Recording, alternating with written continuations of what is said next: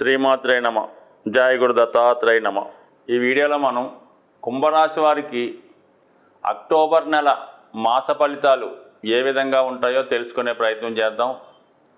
మరి కుంభరాశి వారి యొక్క గ్రహస్థితి ఈ వారం మనం పరిశీలించినప్పుడు రాశి అందే శనిగ్రహం వక్రగమనం, ధనస్థానంలో రాహు, చతుర్థంలో గురువు, పంచమంలో కుజ, మరి భాగ్యస్థానంలో శుక్రగ్రహం ప్రారంభంలో ఉంటుంది.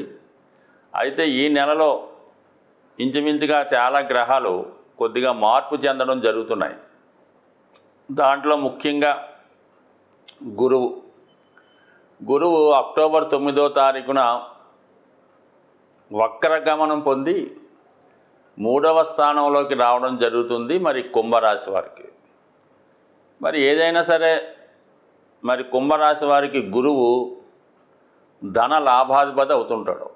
అంటే ఒకవేళ ధనం సంపాదించాలన్నా, దాచుకోవాలన్నా, ఏ విధంగా ఆర్థిక లావాదేవీలు మొత్తం గురువు యొక్క స్థితిని బట్టే ఆధారపడి ఉంటాయి. మరి అటువంటి గురువు అక్టోబర్ 9న వక్రించి తన వెనకనున్నటువంటి స్థానం మేషరాశిలోకి ఉన్న ఫలితం కూడా ఇవ్వడం జరుగుతూ ఉండదు. అప్పుడు ఏమవుతుందంటే ఆటోమేటిక్గా కుంభరాశి వారికి ఎస్పెషల్లీ 3, 7, 11 స్థానాలు యాక్టివేట్ అవుతాయి. అంటే ఆ కారణం వల్ల 3వ స్థానం యాక్టివేట్ అవ్వడం వల్ల జాతకుడికి మంచి సలహాలు ఇచ్చేవాళ్ళు ఉంటారు. వ్యక్తిగతంగా జాతకుడు మంచి మార్గంలో ప్రయాణించే ప్రయత్నం చేస్తూ ఉంటాడు. ముఖ్యంగా 11 తన యొక్క యాంబిషన్ నెరవేరుతుంది, కోరికలు తీరుతాయి, ఆర్థికపరమైన అవసరాలు కలిసి వస్తాయి. మొత్తం మీద వివాహ సంబంధించిన విషయాలు, ఆర్థిక సంబంధించిన విషయాల్లో జాతకుడికి గురువు చాలా వరకు సహకరించే అవకాశం ఉంటుంది. బట్ అలాగే మరి కుజుడు చాలా వరకు అక్టోబర్ 20న 6వ స్థానంలోకి రావడం జరుగుతుంది, మరి యొక్క నీచ స్థితిలోకి. సో ఏదైనా మరి కుంభరాశి వారికి కుజుడు పాపగ్రహం అవడం వల్ల అటువంటి పాపగ్రహం నీచ స్థానంలోకి రావడం ఒక విధంగా జాతకుడికి శత్రువులపై విజయం లభిస్తుంది. అంటే తన యొక్క బలహీనతల్ని అధిగమించి చాలా స్ట్రిక్ట్గా నిజాయితీగా ఉండే అవకాశం ఉంటుంది. అలాగే ముఖ్యంగా అన్నదమ్ముల మధ్య, స్నేహితుల మధ్య ఉన్నటువంటి ఆర్థిక లావాదేవీలు ఒక పరిష్కారానికి వస్తాయి. అలాగే పోలీస్ స్టేషన్లో కానీ, కోర్టు సమస్యలు కానీ, పెద్ద మనుషుల సెటిల్మెంట్ జరిగి తీర్పు మీకు అనుకూలంగా వచ్చే అవకాశం ఉంటుంది. అలాగే ముఖ్యంగా కాంపిటేటివ్ రంగంలో ఉన్న వాళ్ళకి, పోటీ పరీక్షలు రాస్తున్న వారికి, కొత్తగా ఉద్యోగం ప్రయత్నం చేస్తున్న వారికి అక్టోబర్ 20వ తారీఖు నుంచి కుజగ్రహ అనుగ్రహం సంపూర్ణంగా రావడం. అంటే కుజుడు 6వ స్థానంకి వచ్చినప్పుడు ఆటోమేటిక్గా ఆర్థిక త్రికోణం యాక్టివేట్ అవుతుంటుంది. అంటే 2, 6, 10 భావాలు యాక్టివేట్ అవ్వడం వలన జాతకుడు ఆర్థిక విషయాలు, ఉద్యోగ విషయాలు, కోర్టు సమస్యలు, అనారోగ్య సమస్యల నుంచి బయటపడి చాలా ఉత్సాహంగా, ఆనందంగా ఉండే అవకాశం ఉంటుంది. సో ఇది ఈ విధంగా ఉంటే మరి శుక్రుడు భాగ్యస్థానంలో సంచరిస్తూ అక్టోబర్ 13 వరకు జాతకుడికి చాలా సహకారాన్ని, అంటే పూర్వపుణ్యాన్ని అందిస్తూ ఉంటాడు, మంచి సౌకర్యాలను ఇస్తుంటాడు, ఎక్కడికి వెళ్ళినా మంచి గౌరవం, గుర్తింపు రావడం కూడా లభిస్తూ ఉంటుంది. అయితే ఏంటంటే మరి శుక్రుడు 13వ తారీఖు అక్టోబర్ తర్వాత దశమ స్థానంలోకి రావడం వల్ల వృత్తిలో కొంతవరకు సౌకర్యాలు పెరిగినప్పుడు కూడా జాతకుడు తనలో ఉన్నటువంటి బలహీనతలకు లోనై కొద్దిపాటి వ్యసనాలకు లోనయ్యే అవకాశం ఉంది.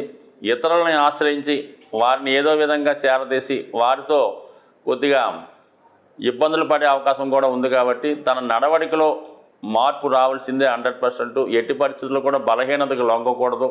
ముఖ్యంగా సాధారణంగా కుంభరాశి వారికి ఉన్నటువంటి బలహీనతలో ఇది స్త్రీల యొక్క బలహీనత ఎక్కువగా ఉంటుంది. అంటే వాళ్ళని సహకారం చేసే ఉద్దేశంతోనే ఉంటారు. చాలామందికి కొంతవరకు ప్రతిదానికి కూడా ఈ రిలేషన్ అనుకోక్కర్లేదు, ఏదో విధంగా వాళ్ళని ఆదుకుందామని, వాళ్ళని ఉద్ధరిద్దామని, సంఘాన్ని సంస్కరిద్దామని ఉద్దేశంతో అనాథలుగా ఇబ్బందులు పడుతున్నటువంటి స్త్రీలని చేరదీసి వాళ్ళకి ఏదో సౌకర్యం కల్పించే ప్రయత్నం చేస్తారు.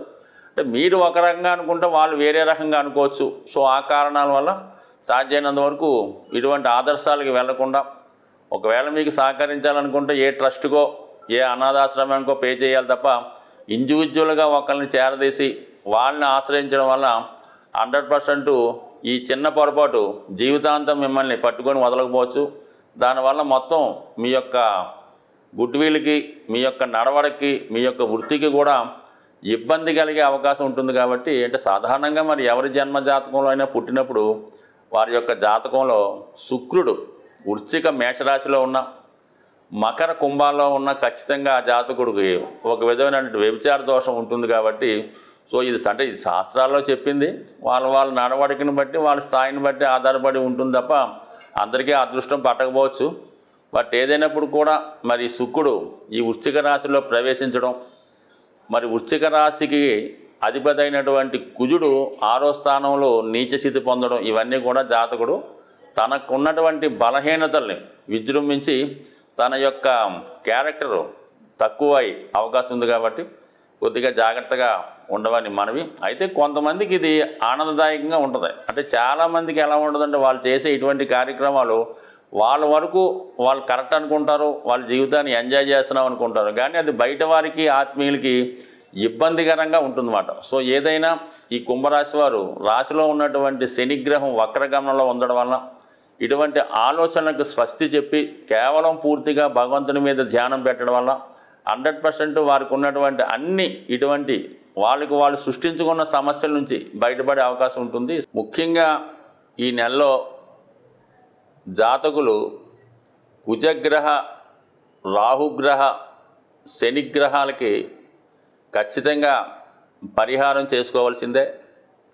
అలాగే రవిగ్రహానికి కూడా పరిహారం చేసుకోవాలి. ఎందుకంటే కుజ శనులకి షష్టాష్టక స్థితి ఏర్పడింది, అలాగే రవి శనులకు కూడా ఈ స్థితి ఏర్పడింది.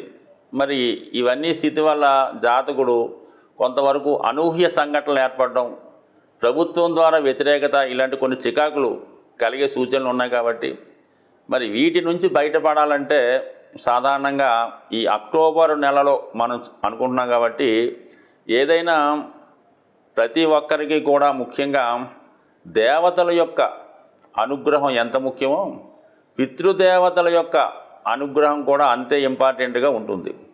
మరి అటువంటి పితృదేవతల యొక్క అనుగ్రహాన్ని పొందేవాలనుకున్న వాళ్ళకి మరి ఈ అక్టోబర్ 2వ తారీఖున వస్తున్నటువంటి మహాలయ అమావాస్య అన్నది ఒక సంవత్సరంకి ఒకసారి వచ్చే ఈ రోజునాడు మాత్రం ఖచ్చితంగా అందరూ కూడా అంటే సాధ్యమైనంత వరకు ఈ గ్రహాల పీడలతో ఉన్నవాళ్ళు, కొంతవరకు ఈ పితృదోషాలు, పితృశాపాలు, సర్పదోషాలు ఉన్నట్టు వారికి ఈ మహాలయ అమావాస్య రోజు విధి విధానంగా మీ యొక్క ఆచార వ్యవహారాన్ని అనుసరించి ఏదైనా దేవాలయంలో అక్కడ ఉన్నటువంటి పండితులకి తగు విధమైనటువంటి మరి ఈ బియ్యం మొదలగువి ఇచ్చి వాళ్ళ యొక్క ఆశీర్వాదం తీసుకోవడం జరుగుతూ ఉంటుంది. అలాగే కొంతవరకు వారికి ఉపయోగపడేటటువంటి అవసరాలకు తగినటువంటి బియ్యం, పప్పులు మొదలగునవి ఇవ్వడం వల్ల మీకు పితృరూపంలో వాళ్ళు సంతోషిస్తారు. అలాగే ముఖ్యంగా మీరు ఎవరినైతే ఉద్దేశించి చేద్దామనుకుంటున్నారో, ఒకవేళ మీ తండ్రి గారు లేదంటే మీ తాతగారు ఎవరు ఉంటారో వారు ఏ వయసులో మరి మీ నుంచి దూరం అయ్యారో ఆ వయసులో ఉన్నవారిని, అంటే ఏ క్యాస్ట్ అయినా పర్లేదు, ఆ వయసులో ఉన్నవారిని ఆ రోజు వీలైతే మీకు కుదిరితే బట్టలు పెట్టచ్చు, కడుపు నిండా భోజనం పెట్టచ్చు. ఈ విధంగా చేయడం వల్ల మరి పితృదేవతల అనుగ్రహం పొందుతారు.